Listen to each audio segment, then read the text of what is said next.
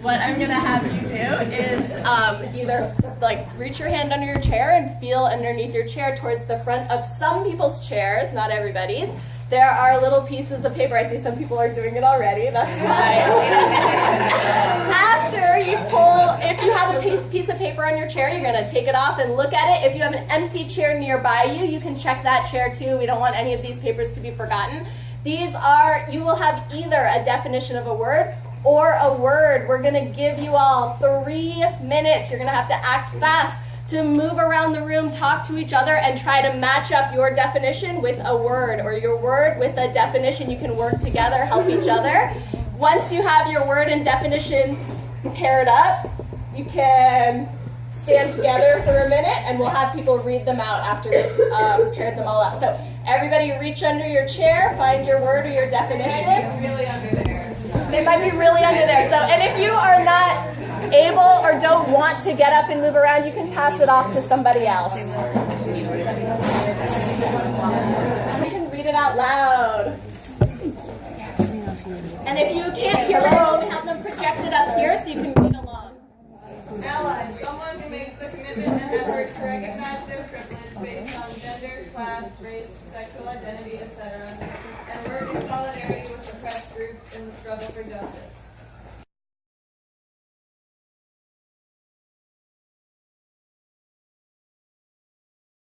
All right, awesome. So we're all working to be allies here. Anti-Black racism. Who has anti-Black racism?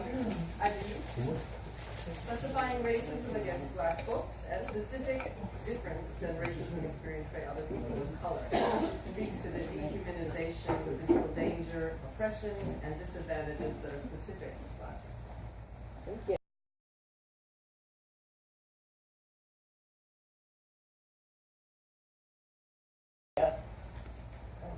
Anti-racist. Who can tell me what it means to be an anti-racist, or what our definition of anti-racist is? A person who makes a conscious choice to act to challenge some aspect of the white supremacy system, including her or his own white privilege if the person is white, as well as some form of oppression against people of color. Awesome.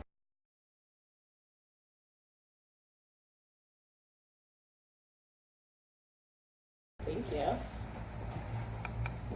And Black Lives Matter, who can summarize? You don't have to, well, yeah, go for it. Okay, Black Lives Matter was created in 2012 after Trayvon Martin's murderer, George Zimmerman, was acquitted for his crime. And dead 17-year-old Trayvon was posthumously placed on trial for his own murder. Rooted in the experiences of Black people in this country who actively resist their dehumanization, Black Lives Matter is a call to action and a response to the virulent anti-Black racism that permeates our society. Black Lives Matter is a unique contribution that goes beyond extrajudicial killings of Black people by police and vigilantes. Awesome, and that's just a clip. There's way more that we'll talk about later, of course.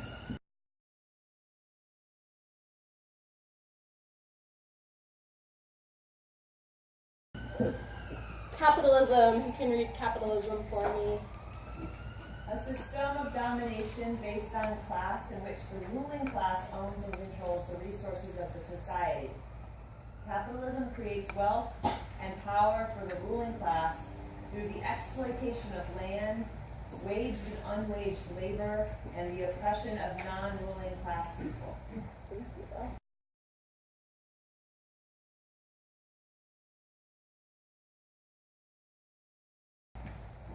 And colonialism. The policy or practice of acquiring full or partial political control over another country, occupying it with settlers, and exploiting it economically.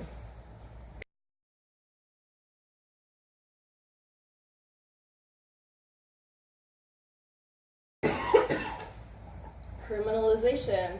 The process through which certain actions become illegal through legislation, court rulings, or institutional policies. Criminalization is also what happens when entire groups of people, the homeless, Black men, youth, queer people, are targeted by law enforcement for surveillance, punishment, and control.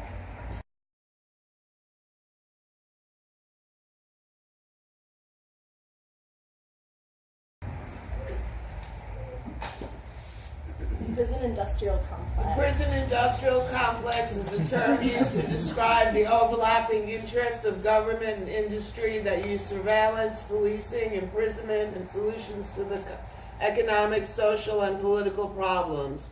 Through its reach and impact, the PIC helps and maintains the authority of people who get their power through racial, economic, and other privileges.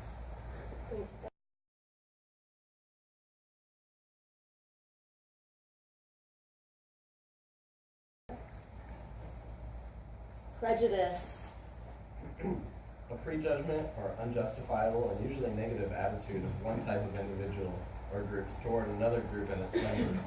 Such negative attitudes are typically based on stereotypes that deny the right of individual members of certain groups to be recognized and treated as individuals with individual characteristics.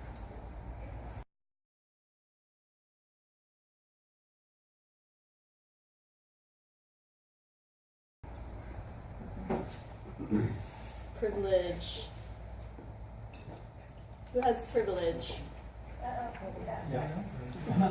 Unearned social power afforded by the formal and informal institutions of society to all members of a dominant group. Example, white privilege, male privilege, etc. Privilege is usually invisible to those who have it because we are taught not to see it. But nevertheless, it puts them at an advantage over those who do not have it.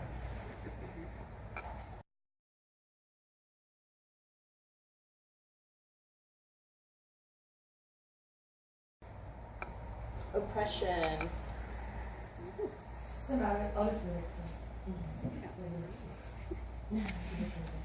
Systematic devaluing, undermining, marginalizing, and disadvantaging of certain social identities in contrast to the privileged norm, when some people are denied something of value while others have ready access.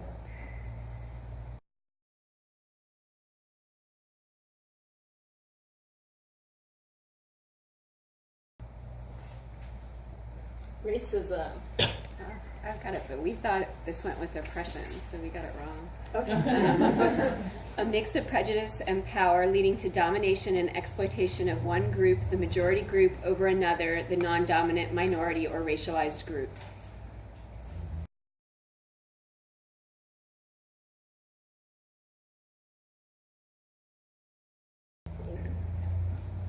Obviously, there's a lot of oppression involved in racism. Institutionalized or systemic racism. Institutional racism refers specifically to the ways in which institutional policies and practices create different outcomes for different racial groups. The institutional policies may never mention any racial group, but their effect is to create advantages for white and oppression and disadvantage for people from groups classified as people of color.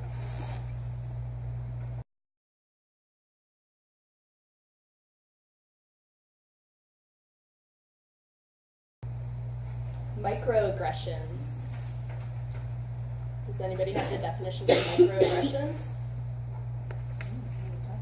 Okay, I want to talk about that. When everyday slight, put down, indignity, or invalidation, intentionally or unintentionally directed towards a marginalized group. So when you ask to touch my hair because it looks different than yours, that's a microaggression.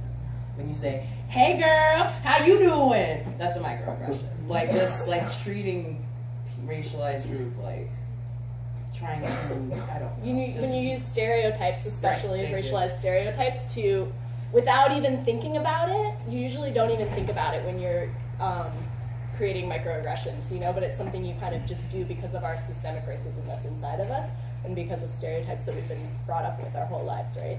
A good example is that those videos on YouTube that went viral, things white people say, things black people say. Definitely context on my side. Yeah.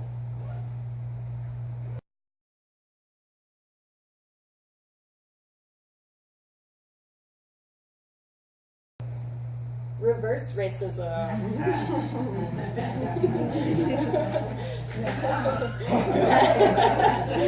No, seriously. Seriously, who wants to tell us about reverse racism or why it does not exist? It does not exist. It refers to the idea of discrimination against whites, usually in the form of programs meant to advance minorities, such as affirmative action, as racism is inherently about power and power structure of the United States, has historically benefited whites and oppressed black folks and continues to do so today. Reverse racism is not possible.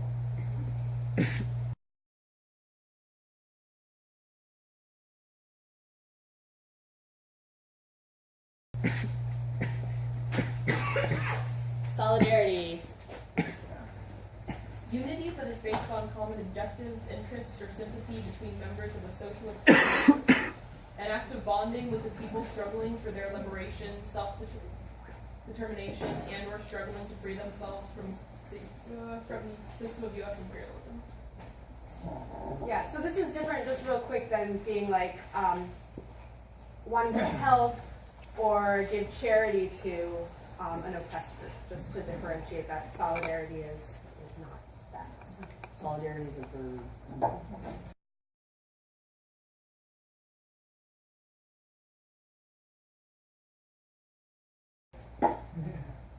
Whiteness. Being white and having white privilege, a constructed racial identity that is solidified in the U.S. over time and which has worked to maintain racist systems for access to resources and power. Having been racialized and socialized to live life as a white person in the context of U.S. racism. This involves having learned a white worldview, a sense of entitlement, and internalized racial superiority over people of color.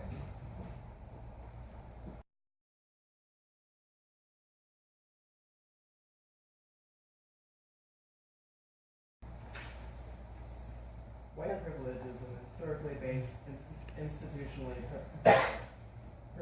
perpetuated system of 1, preferential prejudice for and treatment of white people based solely on their skin color and or ancestral origin from Europe. 2, exemption from racial and or national oppression based on skin color and or ancestral origin from Africa, Asia, the Americas, and the Arab world.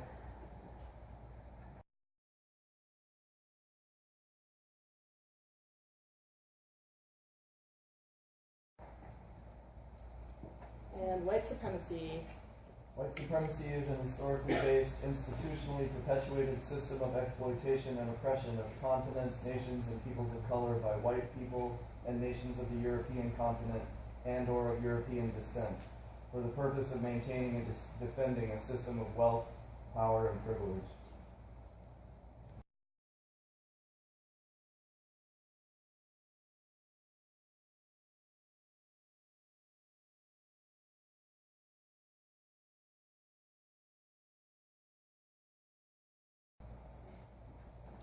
Okay, so really quickly before we move on to our next activity, that's our kind of common language that we're going to be working with today. So we just wanted you all to have that in mind.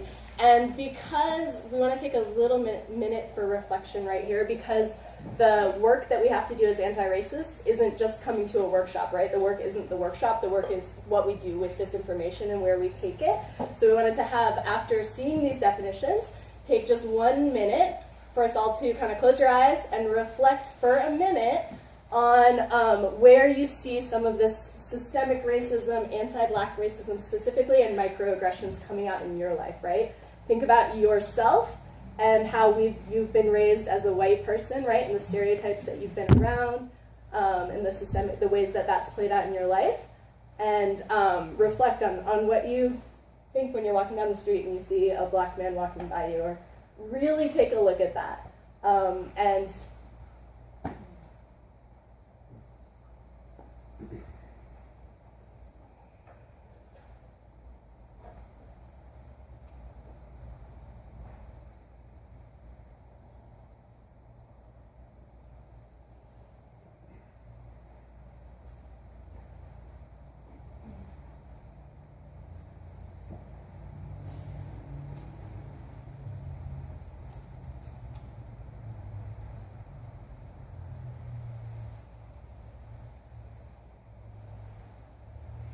okay, so we're going to have a lot more chance later on to think about how all these things play out in our own lives. So we wanted to start off with that. We're going to move on to another activity. So we're going to be doing an activity now to sort of examine privilege and how privilege and power relate to different identities and different experiences.